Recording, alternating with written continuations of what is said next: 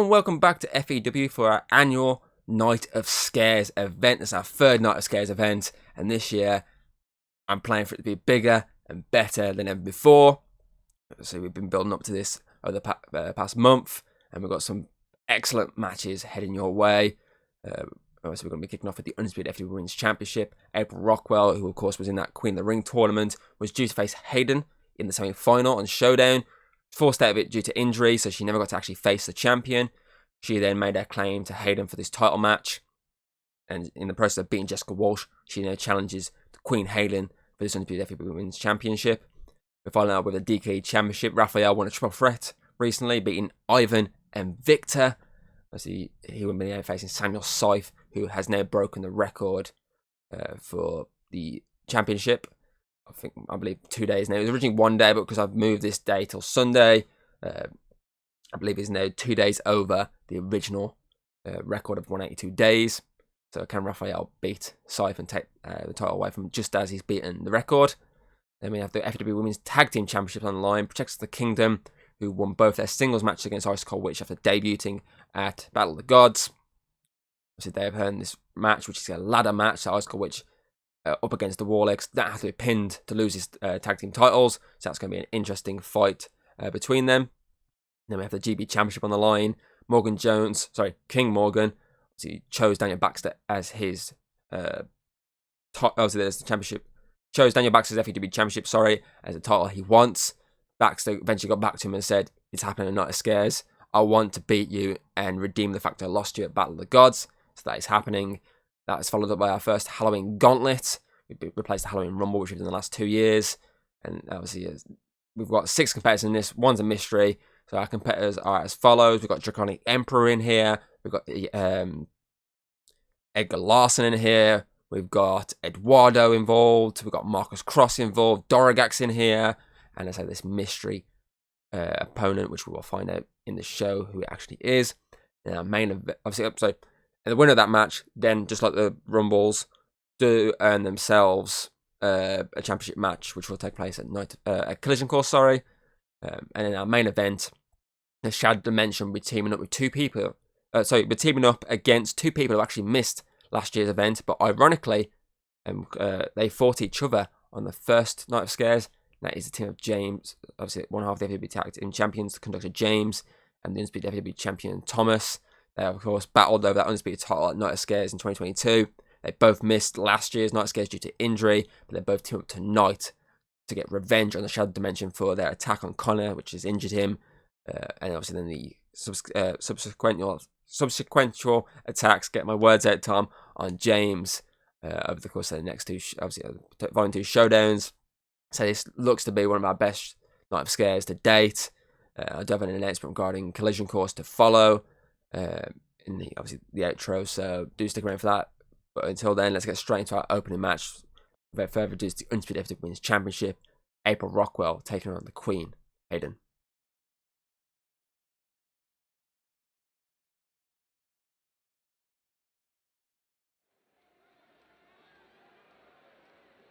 So this is a match that's literally been in the works since September.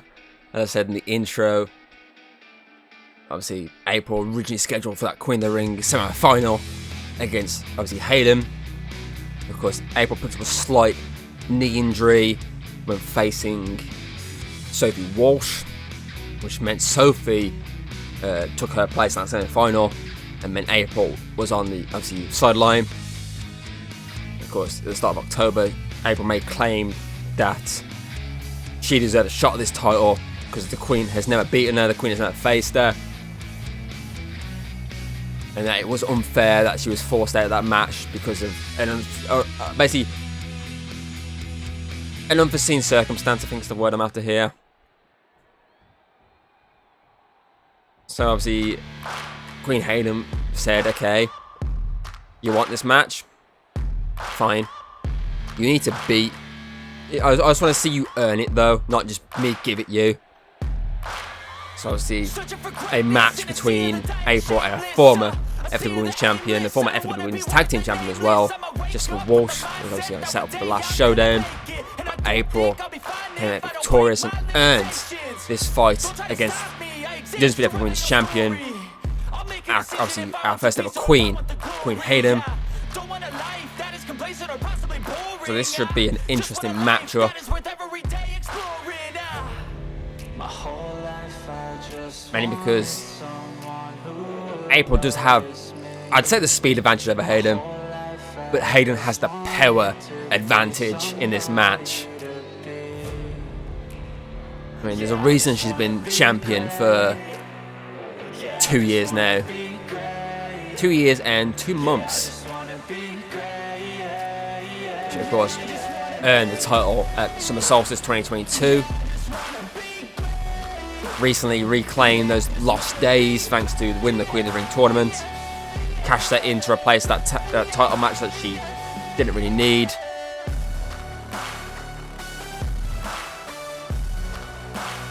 Her 2-year reign was solidified, as I say, 2 years and 2 months now. She's up to.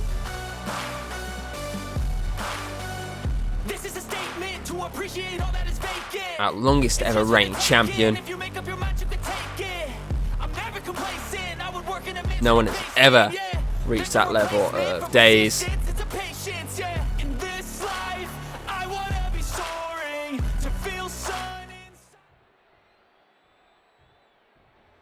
I mean, the closest I think we've ever got to that level of days, it's probably on the men's side. I don't think we're even that close on that. I mean, I think the only way we can get any close to that is by combining days as champion. So I can find the stat here. Yes, the only person who can beat her reign is the undisputed FEW champion, and that's from a combined reign of 4 different titles. But we're literally looking at someone who's had this level of reign with 1 title, and she's beaten the best of the best in this women's division. I'm talking about she's knocked off Jessica Walsh multiple times. She's defeated Megan, both who have obviously been former FEW champions, and both been FEW tag team champions on the women's side. She's beat Jessica Rogue, Amelia, Wolf Lily, Ellie Frost. Recently, obviously, wasn't in a title match with the Queen of the Queen of the Ring tournament. She's knocked off a few obviously up and coming stars. She is one of the best champions we've got, as she brings down April. And here comes those stomps.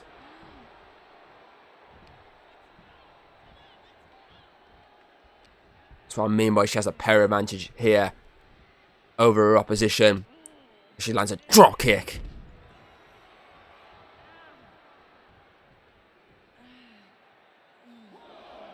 The ref begins her count. But Hayden breaks up very quickly and gets out there. But April, again, this is what I'm talking about, the speed advantage with April. Quickly counters the Queen and sends her back into the ring. Ref is stopping her from going out, and this could cost her here. Using the ropes and a drop kick to the back of the spine. The upper back there affected. Hayden was dealing with the referee. The arm locked in now.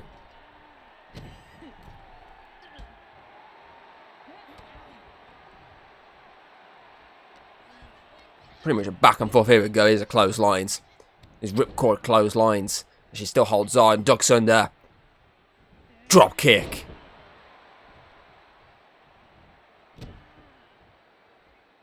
That's what I mean by the power advantage here. Showing her strength. She's going for a pinfall here. Not even a 1 count. April is quickly back to her feet.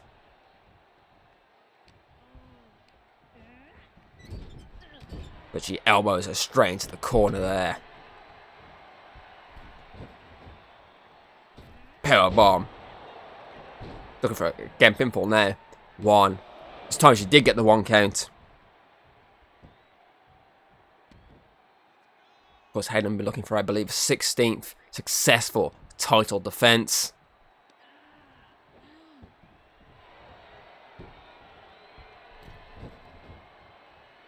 Gravity did its thing.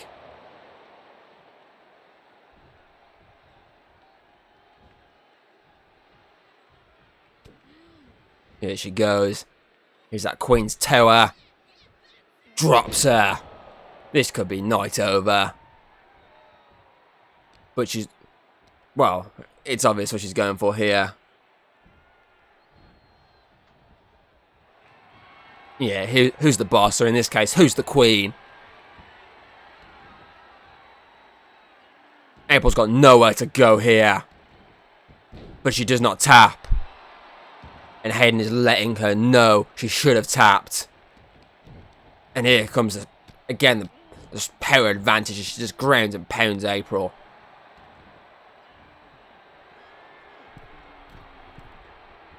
She's looking for that splash. No, the elbow, but the elbow misses. April using the ropes again. Hurricane Rana.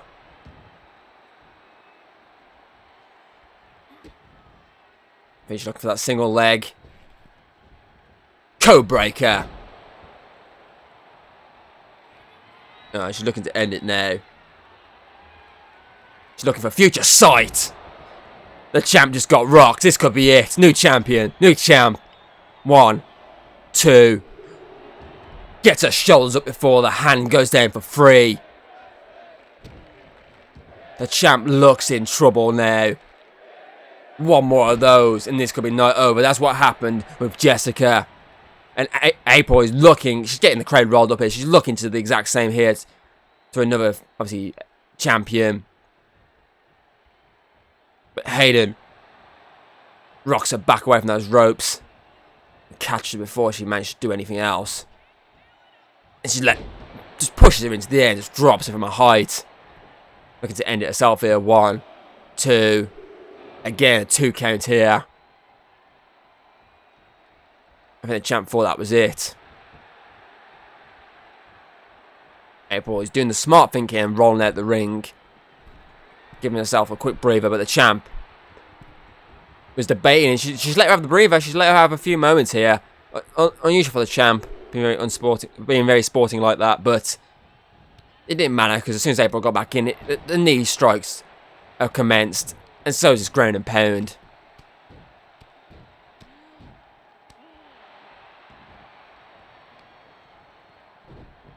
See, look at the strength here, just tossing her across the ring.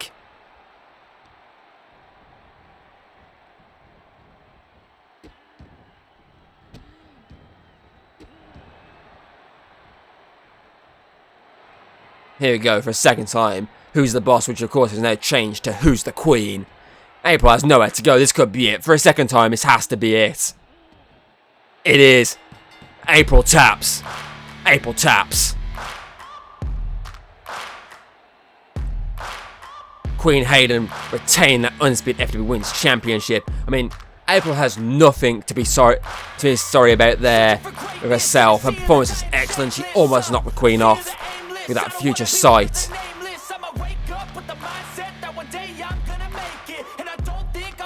But it was not enough to defeat the Queen.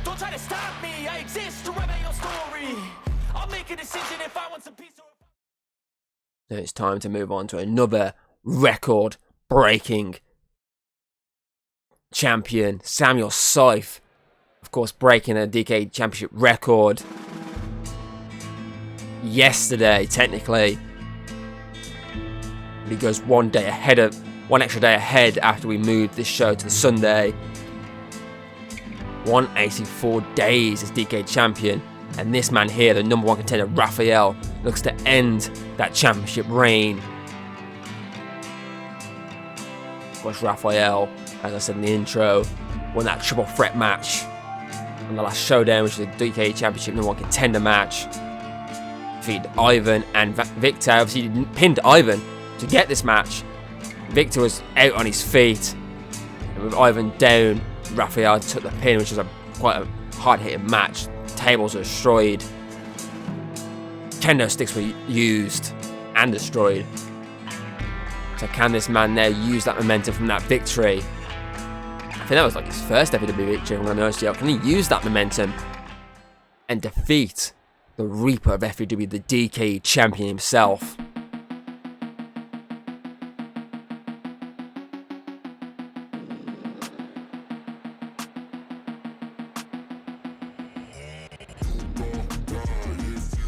Annoyingly, because the arena we're using, there's no black and white filter for him, but, you know, you can just picture it and imagine it. I mean, just like Queen Hayden, it's another incredible reign that's going on right now.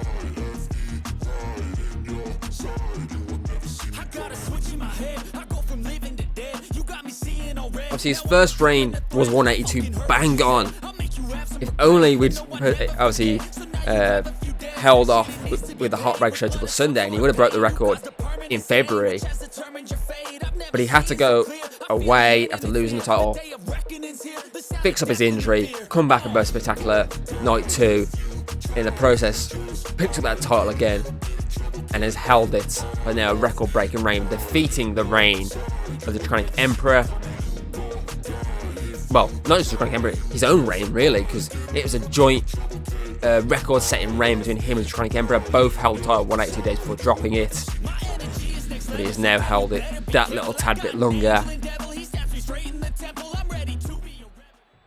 So now we're looking to knock off someone who, honestly, has it's a similar situation to the match just where I said April had the speed advantage, Hayden had the strength advantage more than her opponent.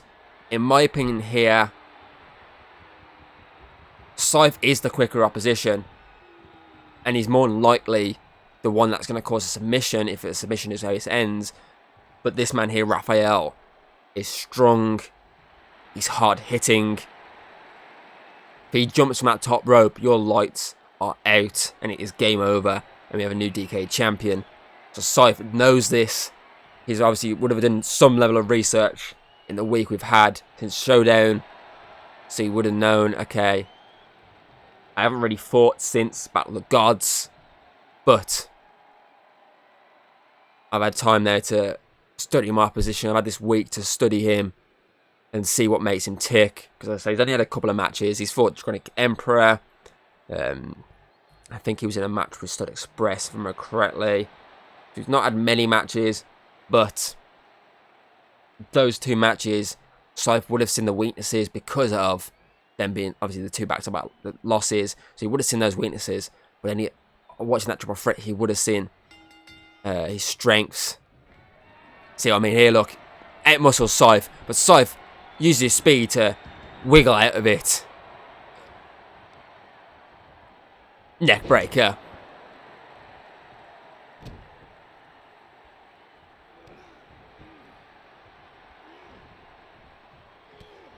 Raphael counters out of that. Sorry, I have to have a drink there. My throat's going all croaky here. Giving the chap a little massage by the look of it. Chap must have been enjoying it that much. He's going limp. Oh, misses the elbow because Scythe rolled out the way. Oh, back and forth at the moment this match is. But Raphael with that clubbing blow to the back of the upper body there sends Scythe into the ropes. Ducks under. Clothesline. Big heavy ass clothesline. Forcing Scythe to roll out the ring. But Raphael is there to meet and greet the champ and send him back in because he knows he has to have him in the ring for this to end. But that inexperience may have cost him because Scythe knocks him back down. And Scythe is going up because he knows what he must do here. Elbow drop. Grain and pound to keep the big man down. I mean, Scythe is no stranger to being the underdog in a match. I mean, the match with the Draconic, obviously at the time Draconic champion, he was very clearly the underdog in that match after being on the sideline for so long and obviously watching this former friend of his go on this rampage and have such a dominant reign. So he's no stranger to obviously being an underdog for strength when looking at that match. And we also look at the match. Oh, I'm looking at it in a minute. This is going for a pinfall at 1. Kick out at 1. Obviously, another situation I remember off the top of my head was the match recently against Alistair Fairfax. Alistair Fairfax had the towering height advantage as Scythe was just dropped and a senton followed. So the towering height advantage was in Oh, gold rush. 1, 2. Scythe just gets the shoulders up though. Elbow drop. Yeah, Scythe obviously had... The size advantage was easy in Alistair's favour, and he dominated a lot of that match, but Scythe came out victorious in the end. Trying to think of another example. I mean, Triple Threat at Best Spectacular, I mean, technically speaking, was any one of the favourites really in that match, because it's a Triple Threat match. No one's ever favourites really, unless you're in a good winning position. I don't think either three men were. Here we go, back and forth as Raphael is countering Scythe here and just beating down the champ. Champ is struggling so far in this match. Oh, clothesline.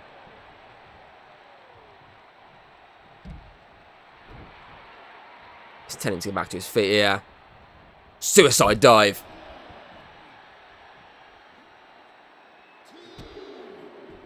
Scythe is just being obliterated right now. Submission locked in. A Boston Crab locked in here. The Boston Crab? I need to learn my submissions. I know bare minimum to get through this. I know that more as like the Accolade, I believe it was, when I started watching wrestling. But Scythe is pinned in the corner here. He's struggling badly. Raphael's got him up. Powerbombed into the corner. This could be night over. 1, 2. Scythe again with the shoulders up. Here, look at this again. Look at the height Scythe was when he made that impact. But Scythe ducks under any sort of counter attack there from Raphael. He's debating what to do next. Sends him into the ropes. Elbows him to the ground.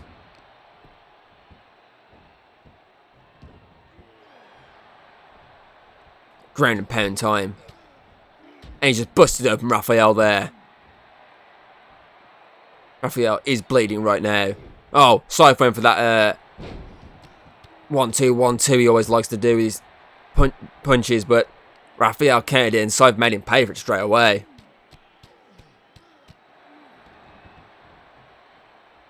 Yeah, he's busted him right open. Again, Scythe is making him pay.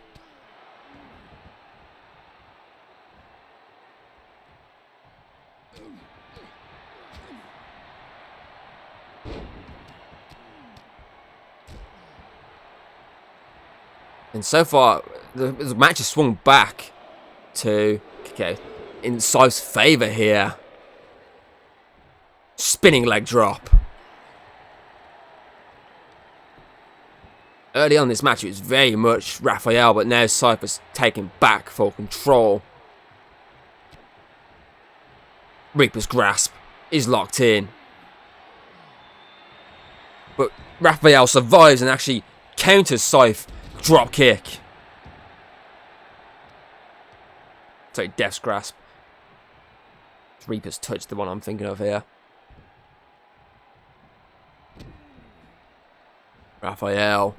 Senton.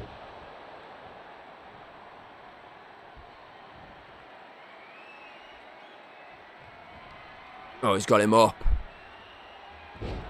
Golden Dream. 1, 2. Bro, Scythe just with a shoulder up at the last second. Raphael looks defeated. Look at this. Perfectly landed. Watch the shoulder on the 2 count here. Just as the ref went for the 3 count. And Raphael looks pissed. But that has allowed Scythe to quickly get back into this fight. Here we go as well. I was on about these old 1-2s. All faithful. Yeah, look at that. Bang! And Scythe looking to end this. Once again, locks in Death's grasp. Raphael's got nowhere to go. And he passes out. He's passed out. He's gone. Samuel Scythe has retained the DKE Championship by causing Raphael to pass out. And this 184-day reign, second reign I might add, continues to set numbers, set the line. that someone has to come and beat at some point. Again, Scythe looked second best early in this fight, but it was the back end of the fight he did come into it before struggling again, before coming back into it for a final burst of energy. 2 back-to-back submissions for our first 2 matches as we move into our first big stipulation, which is that ladder match we have heading your way right next to that WWE Women's Tag Team Champions.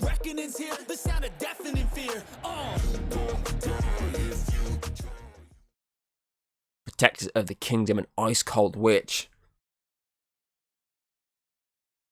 4 women who have been at each other's throats for about a month now. Ever since Protectors of the Kingdom, the team of Atlas Dragon Shield and Sarah Hawk made their debut and took out Ice Cold Witch after they defeated Cosmic Anarchy. And over the course of the following month, well, following 2 weeks actually technically, Sarah would defeat Ellie after Ellie tried to screw it early in the match by obviously attacking her. Atlas would then defeat, sorry I'm burping here, Witch Kate. And those 2 victories would then earn them this title match, but it was Atlas's actions of putting Kate through a ladder which set this ladder match in motion. So they both had their singles debut. This is their tag team debut. So tag team in-ring debut. And I mean, it's the biggest match of their career so far. It's a very short career they've had. So those women's tag team titles are on the line. All they've got to do is climb to the top before Ice Cold Witch, and we have new tag team champions.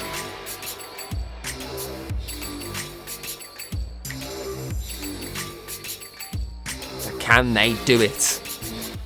Is the question I'm asking right now. They're making their way. They have the women's tag team champions, a team that knocked off the former champs Cosmic Anarchy at Summer Solstice and then retained in the rematch clause match at Battle of the Gods. Their attention is fully on Protectors of the Kingdom, especially after the last 2 matches they've had against them in singles matches ended with losses. But the only thing I can say is lucky with this is that they don't have to worry about pinfall submissions. They just need to try and get to that top of that ladder as quick as humanly possible. So let's see if they have it in them, to retain these titles for the second time.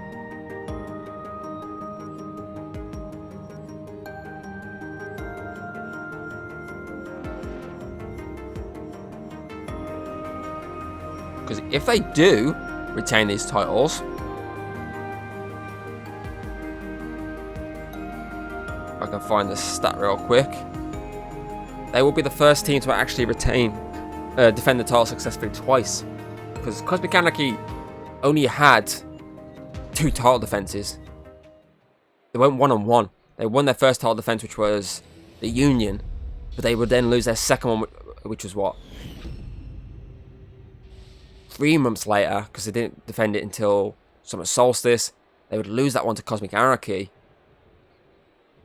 So are we in for the same situation here in this even shorter reign? As the match just gets straight underway, didn't even hear a bell then. Sarah Hawk took down Kate as Atlas is just destroying Ellie Frost here. Down goes Kate again. Oh, Ellie's finally getting into this fight now. Those kicks, those vicious kicks. Ladder's involved now. Kate misses the attack there, but prevents Sarah from getting the ladder. Ellie goes over the top rope, and it's now Kate versus Atlas. Sarah saves her partner.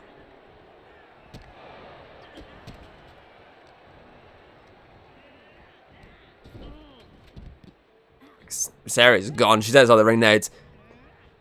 Atlas is getting dropped as well. The arm drag.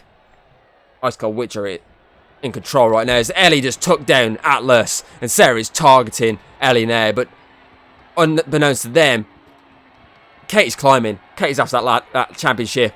Here we go. She's failing to unhook it though so far. As Atlas gets back in the ring, and so does Sarah.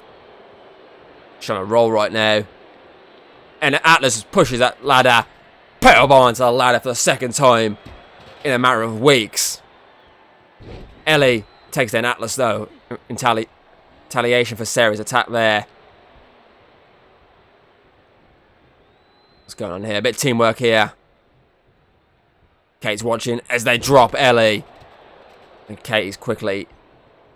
Oh, elbow drop from Sarah there. Oh, counters. Atlas and Kate at it again. Ellie and Sarah at it again. Just like their singles matches. And so far, in these 2 fights we just had then, it's going the same way the singles matches went. And another ladder is being brought in now. So that ladder did get taken out of the ring. And again, teamwork here in play. And Protectors of the Kingdom. As they bring down Kate. Ellie's back on her feet there outside the ring. Sarah wisely getting that ladder. Sets it up as Atlas is in. Obviously has Kate bounced off that buckle. Oh. Oh. Ellie countered it actually. I was about to say she did something there, but Ellie countered it. She's locking in some sort of, she's locking a submission here. As Kate is made to, sorry, Sarah is made to watch, but Atlas, unbeknownst to Kate, has got out of it in a drop kick. Brings down Ellie. That ladder is now perched up in that corner. As Sarah's left it. Another ladder involved here. Baseball slide from Atlas. As the ladder is put in the middle. Sarah is eyeing up going up, but Atlas is going to town with his ladder here. And Ellie's trying to stop Sarah. But it's Kate who prevents it. And powerbomb Sarah. Retaliation to that powerbomb earlier. Onto the ladder. Atlas is outside the ring swinging for the fences. But Ellie drop kicks her off the apron. Again, the ladder. There's 2 ladders now in play. Kate needs to get one out of the way, and she does. So Ice Cold Witcher in the ring, and Sarah is getting another ladder in play here. As Atlas pushes the other one from under Kate, and Kate's dangling. Oh! Atlas landed on that ladder. That was Sarah's fault. Here we go. Spikes her head straight into the canvas there. 2 ladders. Kate is outside the ring. She's looking for the blizzard then. Atlas has finally got off that ladder.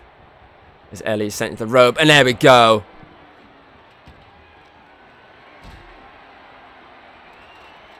The kick from Sarah. And then looking for a powerbomb. No. Oh, powerbomb straight onto the steel. That is our barricade tonight. Kate sends Sarah over the top. What's going on? Oh, Ellie makes the dive and busts the ladder up. I think Kate was debating the dive. Oh, face first off that ladder. Kate was debating the dive, but Ellie said, "Don't worry, I've got this," and dove through. And then Atlas with the ladder. As Sarah's finally stirring, but she's just walked into the face first from Ellie. Atlas is climbing there. But Kate doesn't let it go any further. And powerbombs her onto that ladder. Revenge served, and it pulls her back onto it. Ellie here with the blizzard. Sarah's got a chair, but Kate stops it. It stops her, and there comes the chair attack as she beats down Sarah. Sarah squirms out of it. Lou bench press there.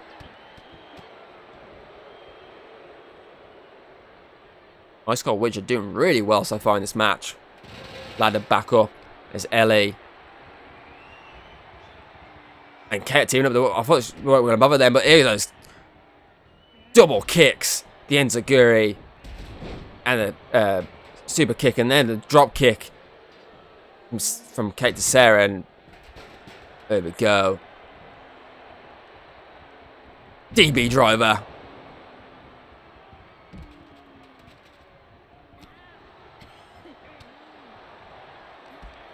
Now it's 2v1 in the ring, and Ellie, he's actually holding her own currently. Sends Sarah into the corner. Step up kick as Atlas is slowly climbing the top of that ladder.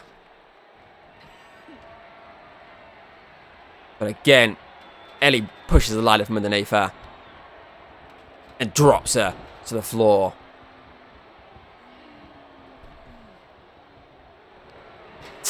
Chair to the head. Sarah wisely rolls out as the submission locked in the middle. Atlas is struggling in the middle there. She is tapping, but it means nothing. It just means Kate will just let go. Got kendo stick now.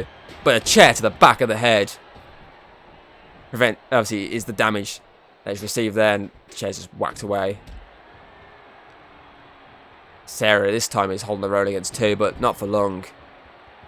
There's another submission is locked in this time on Sarah. Kate is trapped in the corner.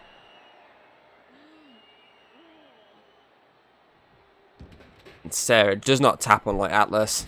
Oh, kick to the rib cage there, and a kick again as Atlas is up. And Atlas is down.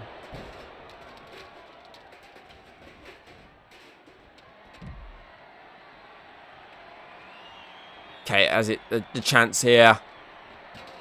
But she's not going for it. Instead, elbow drop. And a drop kick at the same time from Ellie as Sarah is wiped out. And now Kate has the ring to herself to get these titles. Atlas is trying to get in there, but it's too late. Kate has the titles. And the Ice Cold Witch are the first to retain.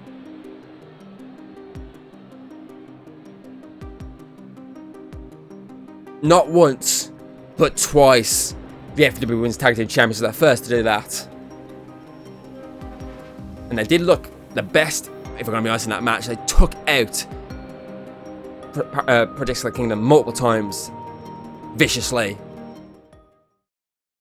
But now we move it on back to singles action, the FWGB Championship. King Morgan and Daniel Baxter. A match we've been looking forward to ever since King Morgan knocked off Baxter last month at Battle of the Gods. So Morgan has to be favourites because he's beaten Baxter one-on-one. Yes, I know Baxter's beaten Morgan in the past, but that was in a triple threat. Anything goes.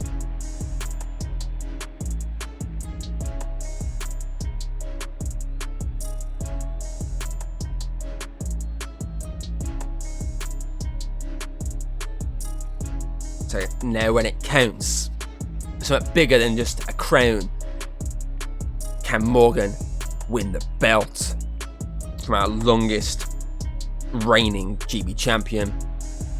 Baxter, of course, has held that title since January this year, which was the start of his second reign. And if my stats are correct, which are 50-50 at the moment, so I need to redo my stats. He's held that title for 274 days. Which, in terms of single runs of a championship, he's one, two, three. He's our 4th longest reigning champion in a single run. Only people above him are the Draconic Empire, obviously the Undisputed Champion Thomas, and the Undisputed Women's Champion Hayden. They're the only people above Daniel Baxter in terms of single runs with a championship.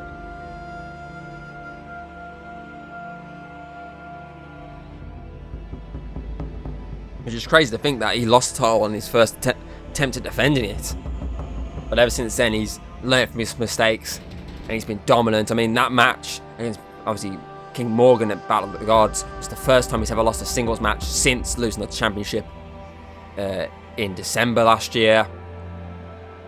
Yes, he obviously the only other match he lost between now and between obviously that loss and he's lost to obviously Morgan was a tag team match where his opposition, which at the time was trying to remember his opposition, Steve Backshaw.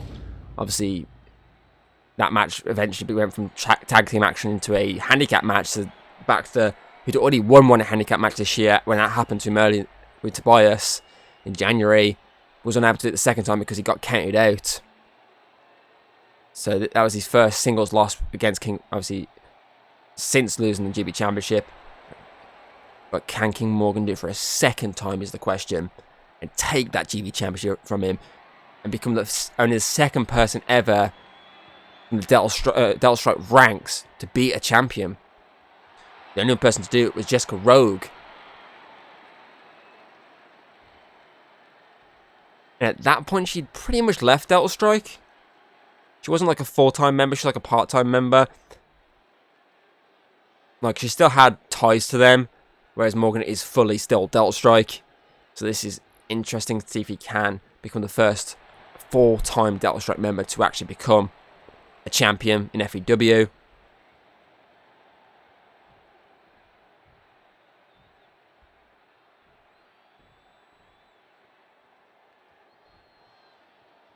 As the bell is rung. And it's Baxter to first to strike as he slams Morgan down. And keeps him down with those kicks and punches.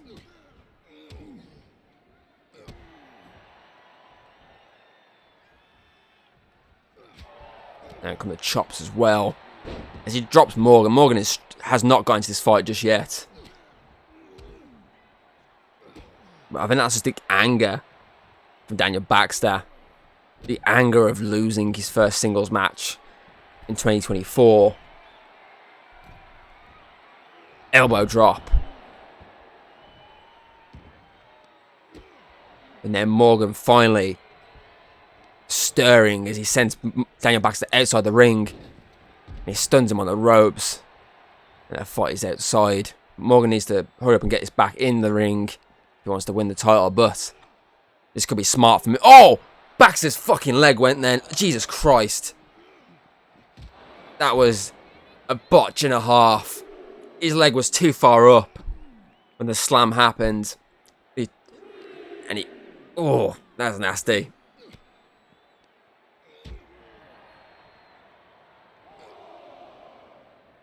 And they're both realising and both getting back into the ring at the same time.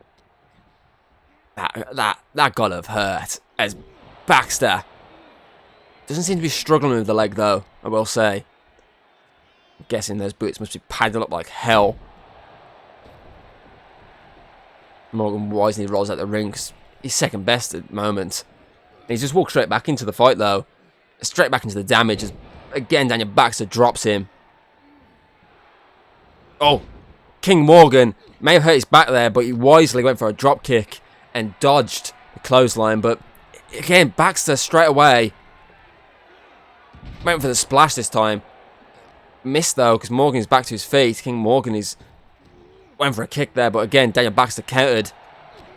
These two know each other so well that when they counter for counter, they can go for it. But Daniel Baxter looking to end it. One. Kick out at one.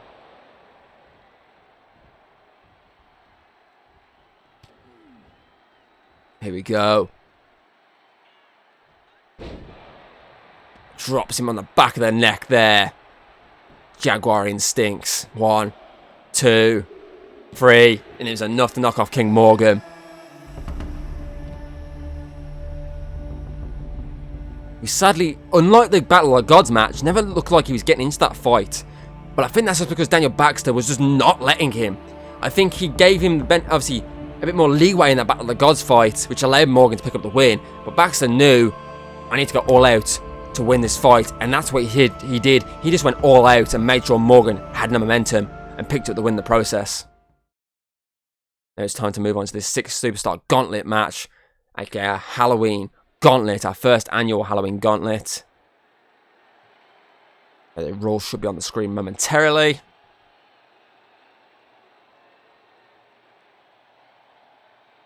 Oh, they're going to come up. There you go. So 2 superstars will start in the ring. One will be, when one is eliminated, a new one will enter. They can pinfall the submission or disqualification. And the match will continue until one is left remaining. And that superstar will be declared the winner of the first annual Halloween Gauntlet. And they will earn themselves a championship match at Collision Course. Of course, we did a Gauntlet match very similar to this on Showdown at the start of September, which ended up being won by Robert Lane.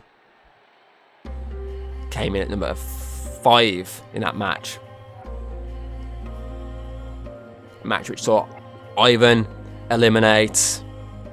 Here's my memory, trying to remember it now. Callum Watson. Aaron then came in and eliminated Ivan. We then had...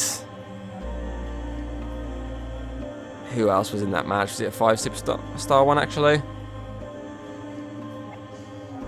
My memory is so bad, as Dorogak is the first to draw his name in the gauntlet.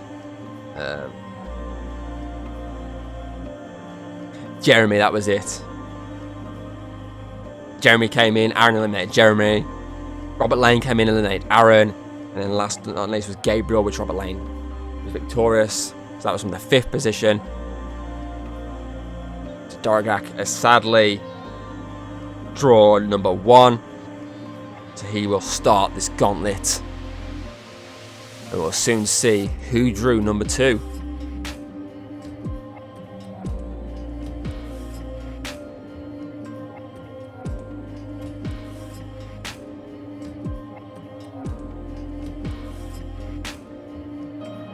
Mad Orc King, who defeated Christian Vega to earn this spot. He will be facing Edgar Larson. Tell by the music, it's Delta Strike. Edgar Larson, who defeated Yeti Darren to enter this matchup. Of course, the second event in a row Edgar has appeared in. He, of course, was in the tag team title match Battle of the Gods against Stud Express with his brother, Drake Larson, the other member of Villain Code. In the end, it was Stud Express who became victorious. Just Edgar then got himself a match, obviously a part of the qualifying for this gauntlet. Which is interesting because the first ever Halloween Rumble we had, which was a 4-superstar Rumble, his brother was a part of that match, Drake. It was his debut match, actually. If I remember correctly off the top of my head. It's the first Rumble included Connor, August, Drake, and Ivan. So we had Delta Strike repped in there, Villain Code, Hero Code, and, well, Connor. Our second one, which was a 10-man Rumble, which consisted of... I'll find that one, so I definitely will not remember that one off the top of my head. So for that one, we had Ian, Aaron, Victor, Ivan, Hell's Warrior, Gabriel, Callum Watson, Daniel Baxter, Alex Boyd, and Max. That was a 10-man Halloween Rumble. So Ivan entered his second Rumble to represent Delta Strike. Aaron at that time was representing Villain Code. Victor was there repping Paranormal Life. Gabriel was there for Mystery. And Max was there for Hero Code. And it was Daniel Baxter who was victorious in that match. And that, of course, earned the title match at Collision Course, which he then won, or clothesline, the FEWGB Championship from Tobias.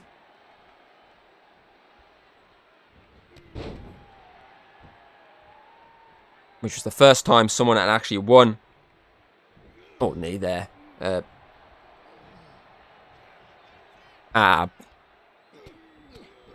Halloween. A big Halloween match is the word I just have to use there, because of course Connor won the first one, but of course, of course he would then cash in that title match. But obviously he didn't cash in at Collision Course because we didn't have that rule in place then. You'd use that actual cash in, take on the Undisputed Champion, Iconic King at the time. Obviously when Thomas was in that villainous era, I should say. Obviously he would cash in at Both Spectacular with that match, and obviously ended with a victory for the champion. Then goes Edgar there. But of course, Daniel Baxter, when we actually had the stipulation for using it the next month, Baxter, of course, knocked off Tobias the following month. So, clothesline. Can someone win this year's first ever Gauntlet match, which just has the exact same stipulation, and do the same as Baxter last year? I mean, it does make a superstar, because say Connor, already a big name in FEW at that point. Obviously moved into the tag division between that and his actual title match. He's been a part of some massive matches. But last year's one definitely made a superstar in Daniel Baxter. As we just saw just him knock off King Morgan. Elbow drop from Doragak there. So can this year's event do the exact same as Edgar rolled out of that, prevented any sort of damage from Doragak? So there is no count out for this match. There is DQ, but there's no count out.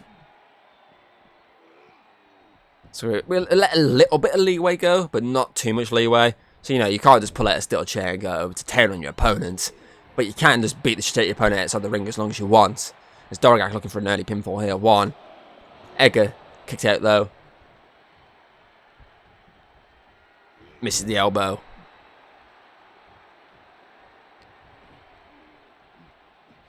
Edgar has him on the ropes here.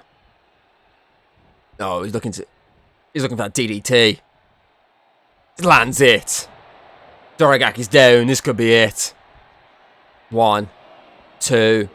Doragak just gets that shoulder up. And he's crawling for his life to the corner to try and get some breathing room. And Edgar is going crazy right now. Clothesline in the corner.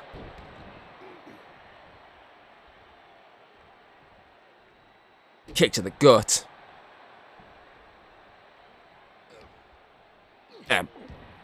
Point of the elbow to the dome there. And he's doing some damage because I think he's trying to weaken him enough.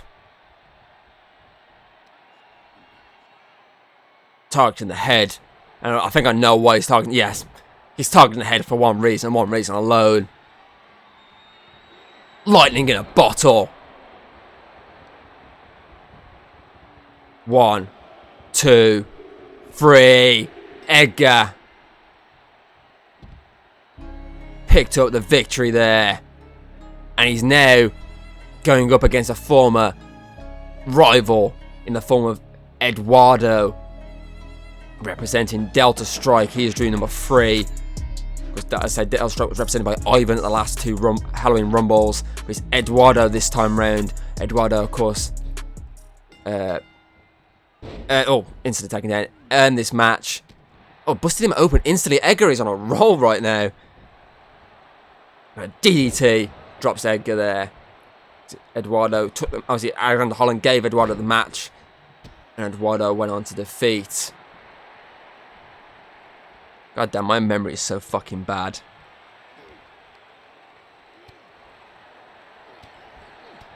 Why can't I remember who he fought? Eduardo went on to beat Jeff Greybeard. I thought it was. I was like, I'm pretty certain it was Jeff.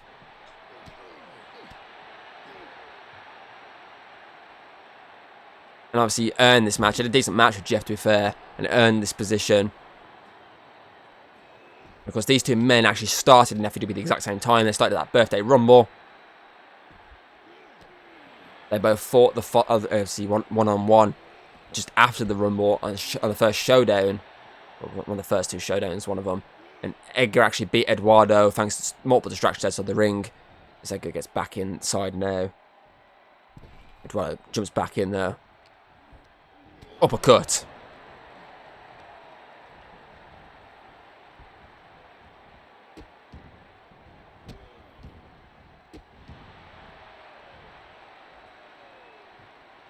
Going up. Axe handle.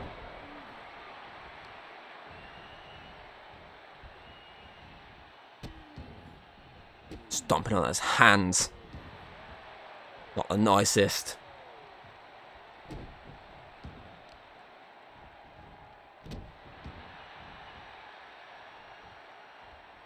Oh, here we go again.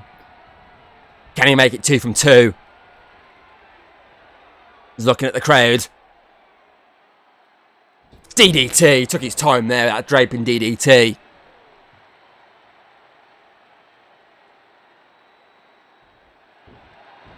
And he's riding the crowd up here, and he's looking for it again. Can he land it for a second time here? Lightning in a bottle for the second time tonight. 1, 2, 3. He does knock off Eduardo. And that music is not good for Edgar. The Draconic Emperor drew number 4. He, of course, knocked off Gabriel to earn the final spot in this match. And this is not good for Edgar. A fresh Draconic Emperor. Definitely not good for him. But he's not backing down, and he's made to pay for it very quickly. Misses the leg drop, though. Edgar gets out of the way. Pulls back. Up. Oh! Like a... Not like a proper uppercut. Like, just like thrusted his fingers straight up. But Draconic Emperor is making him pay right now. That time he lands the leg drop.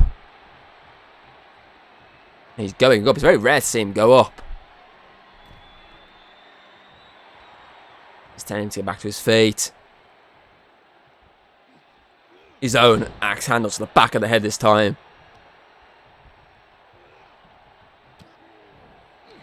Oh, submission locked in.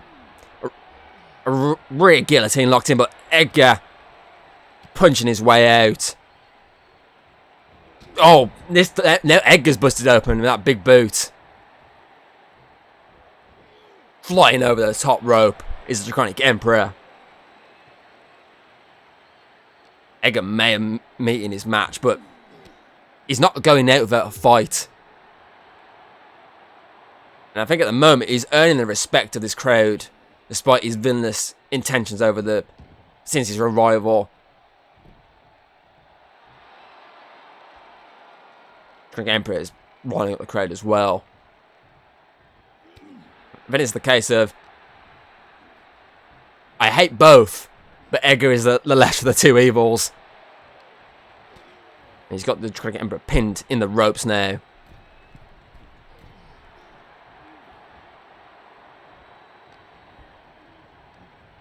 Sends him into the corner.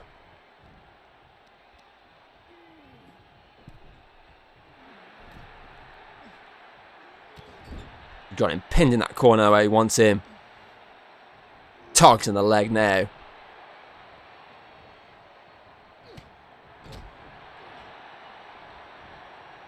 Oh, brings him down. And the crowd are actually giving a decent response to Edgar right now. Really good performance by him, I'm going to be honest with you. As he's going up. Elbow drop from the top rope, from the middle rope, sorry. He's looking to end it. 1. Kick out at 1 though.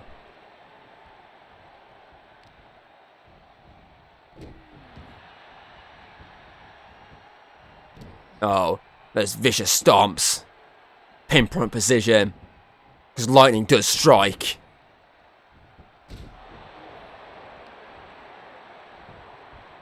One, 2. Kick out again for the Draconic Emperor. Shoulders are up. But if this lands, it might not be. Because Edgar's looking for a third. Lightning in a bottle. Third one of the night. Is this it? 1, 2, 3. Edgar just knocked off the Draconic Emperor. That is 3 from 3 for Edgar. And here comes Marcus Cross. Here's Drew number 5.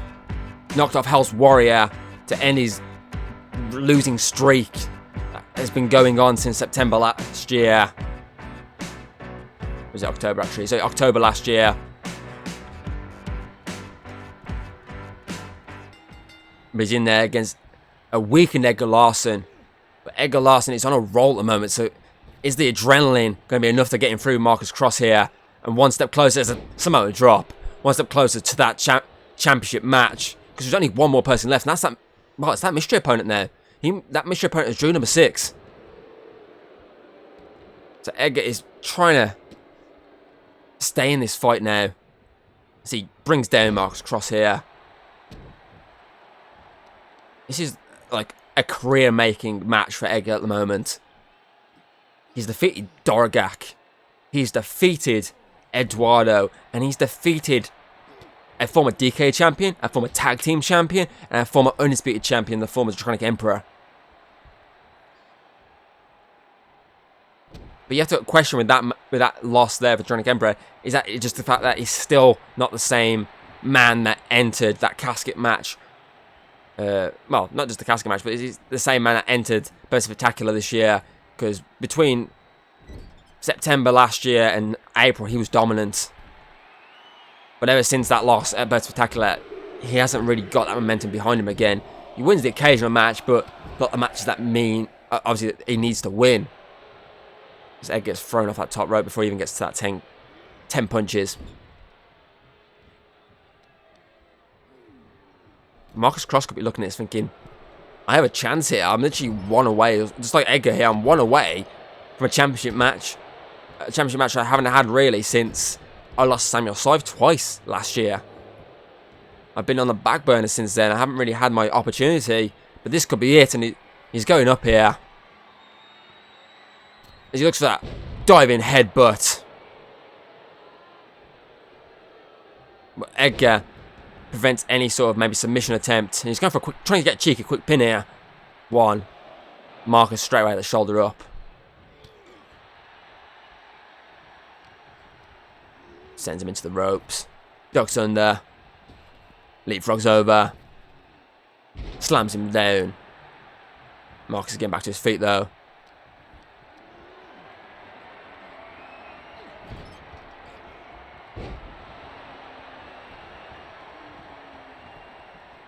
One. Again, looking for a quick one there, but it wasn't enough.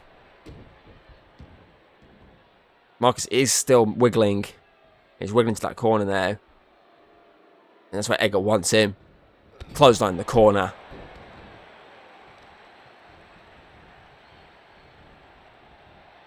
Stomp to the hands.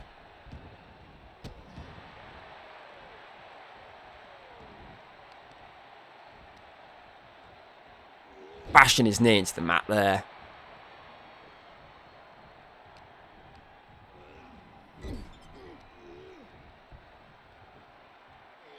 Slams him down. He's going to go up. Middle rope. He's going to lock that elbow drop, I think.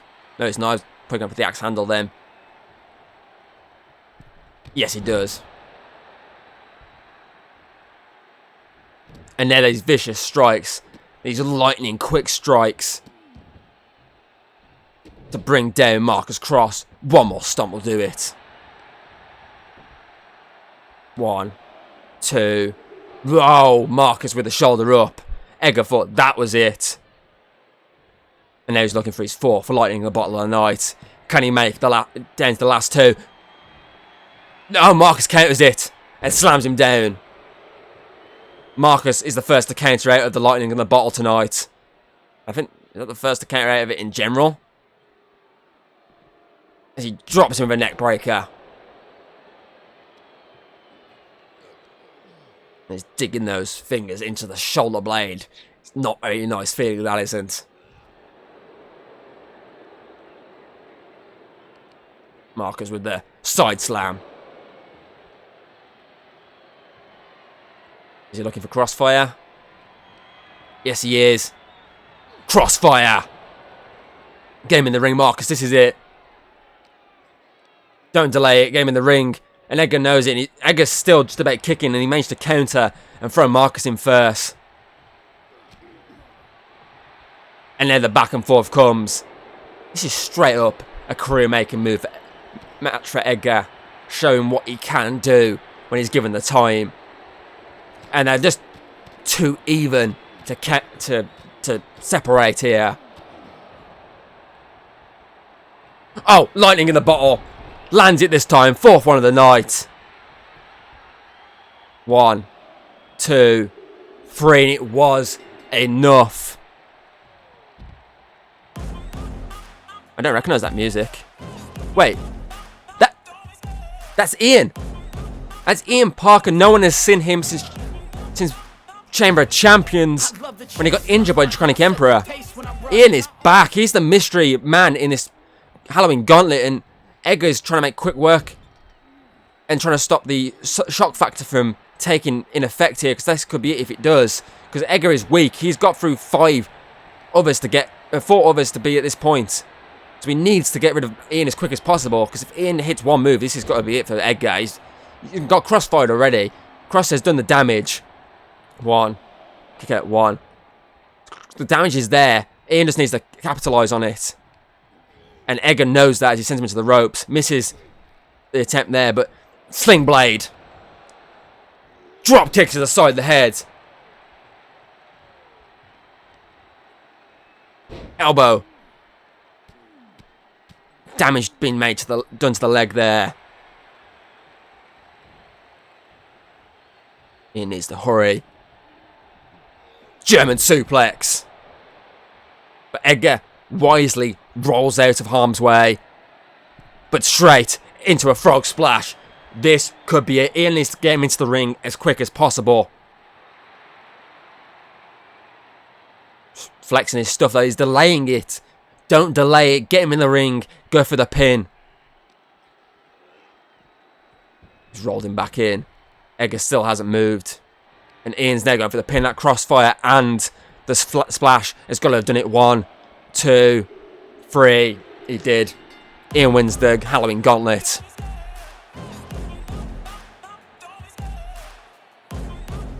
I mean, hats off to Edgar for defeating 4 strong oppositions.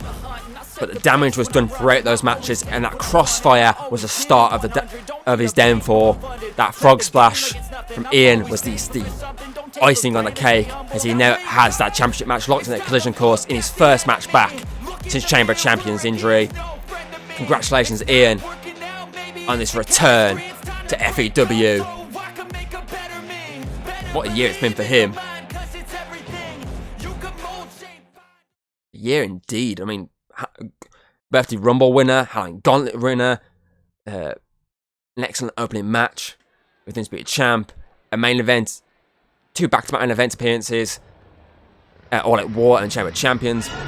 Excellent, but now we're moving on to this tag team match we have set in place. The hatchet temporarily buried between the Conductor James and the Undisputed Champion Thomas.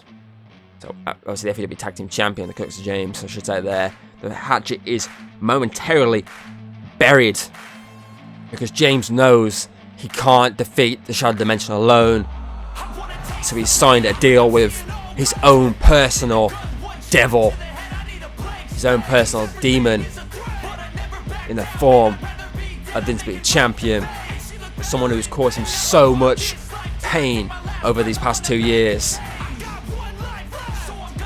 From just championship matches that he's lost to him, to matches where he's been screwed over by him. But he knows this is a different Dragon King. This isn't the same arsehole from the past 2 years. So momentarily this hatchet is buried and the team up is here. Since Connor is on the sideline still. So can they work through their differences and defeat this tag team that have already defeated Stud Express, I might add. They knocked them off on Showdown before injuring Connor. And Nick, since coming back to FEW, has not lost yet. Since coming back from injury, sorry. He has not lost. He's on a 2-match winning streak. Frost, on the other hand, hit and miss so far. But obviously the team of Thomas and Connor. See, I would say the advantage if I'd be in the tag team situation here, because Shadow Dimension is a more prominent tag team, but this isn't the first time these two teamed up. It's the 3rd time they've teamed up. They teamed up on the final Sunday Night Brawl, they teamed up at All Out War, and they teamed up obviously they're teaming up right now.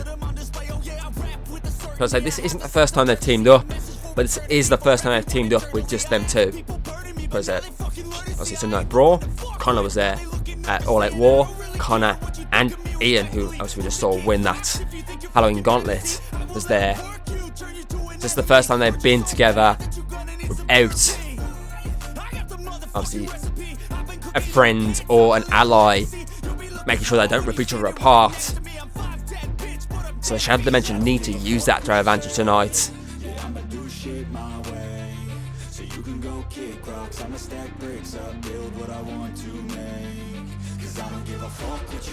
But James will be looking to get back to winning ways after struggling really in October. that tag team loss and then lost to Nick Foster. I mean, the only match he won was against Frost. So he'll be looking to at least get the momentum. He's obviously the winning ways back that he's had since obviously that Sunday Night Brawl episode. So he has been on a really good winning streak on both Showdown and on his few events. So can he get back to that winning ways? And I mean, if he's going to do it with anyone and get back to those winning ways, why not the Undisputed Champion? Someone who has not lost in 2024 yet. Has not lost since coming back from injury. So I mean, you could literally choose a worse partner. You couldn't choose a better partner, is what I should have said there. As the Shadow Dimension makes their way to the ring, a team of Nick and Frost representing the Shadow Dimension.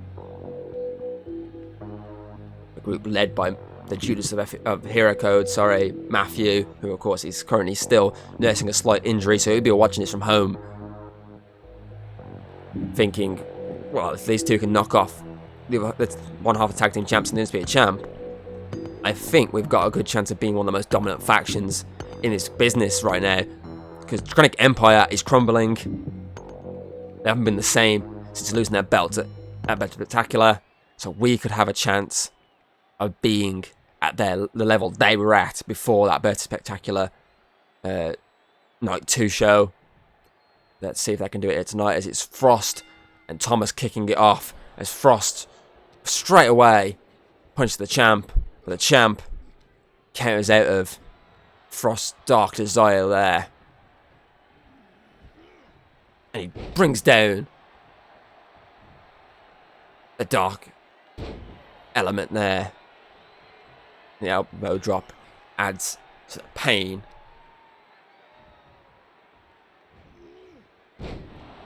Back body drop.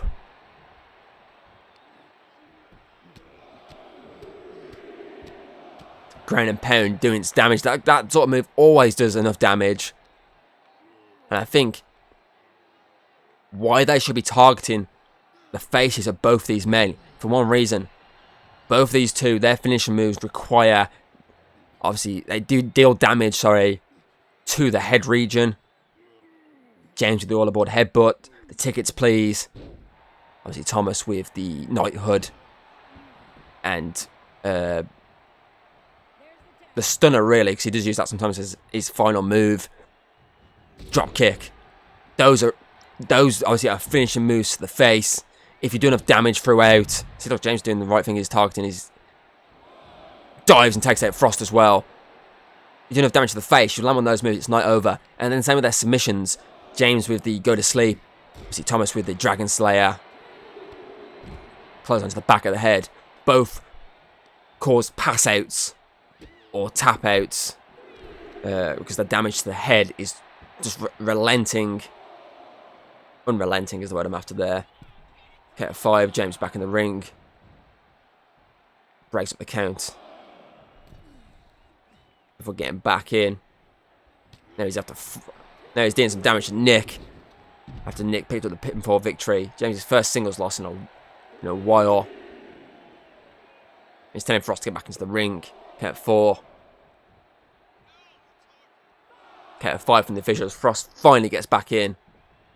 He walks straight into those slaps from James, those chops. Or whatever James was thinking there, it's countered by Frost, who drops him. Frost would do a wise thing here, should tag out personally. A knee strike. And he's doing the right thing here, he's tagging out. Getting Nick in, Nick's a bit fresher. Yes, Nick's took a bit of damage from James on the sideline. Clothesline there from James. And a senton. But he's slightly a bit more fresh than Frost. Pinfall attempt here, but I think Frost wailed James on the back of the head. And James looking for a bit of revenge there. Drop kick. That has allowed Nick here. Rolls him up. Oh, Pele kick. Crowd did not like that from Nick. Big boot. Nick, who no one knows why he's joined the Shadow Dimension. Nick was very heavily with Hero Code, even fighting against Matthew before his injury. But ever since returning at Battle of the Gods, he's aligned with Shadow Dimension. And he's keeping James pinned in his corner, making sure he doesn't get the Undisputed Champion, which is smart. Again, keep the fresh opposition out. No, what's he got in mind here? Bounces off. Oh, moonsault.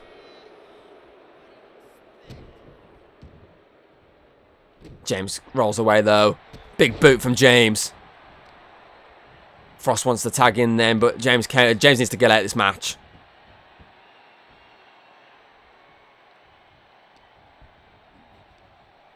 Sends Frost into the corner. Opts not to tag him out though. Bounced him off the turnbuckle instead.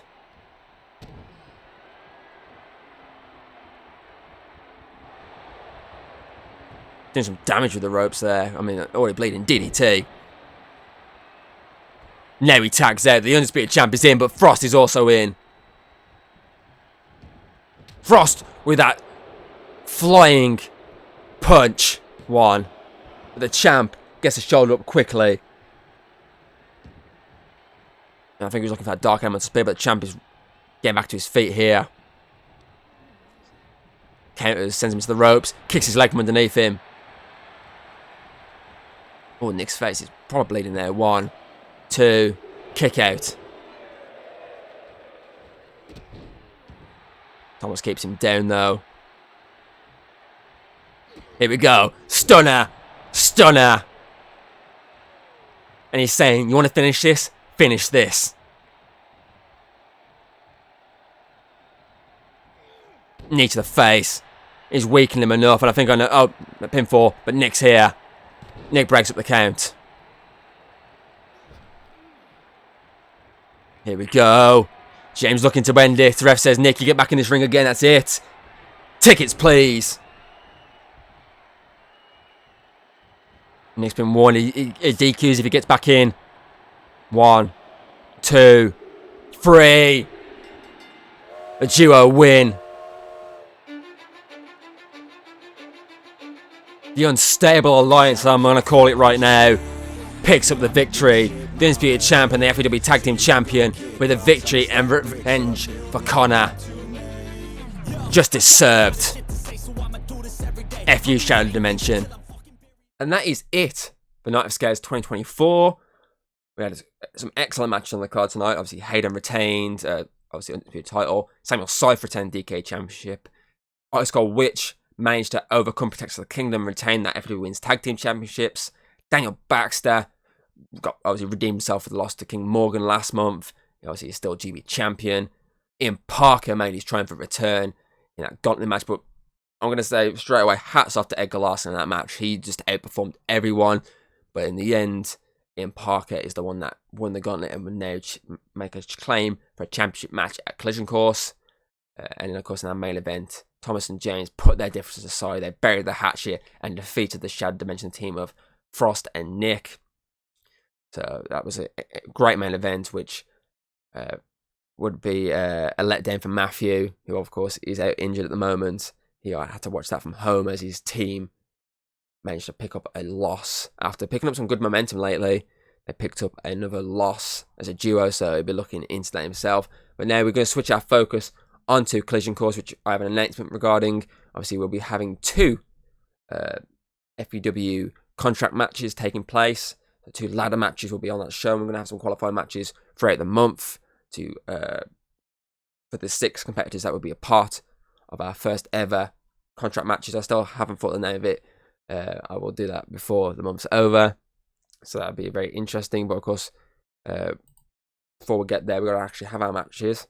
Obviously, we've got to find our qualifying opponents, competitors, sorry. That's what I'm after here.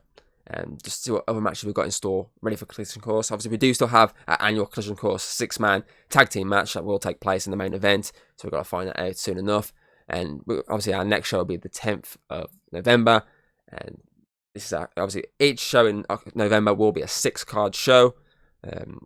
Just because we've got that many qualifiers to get through, we've got that many other matches to try and get set up.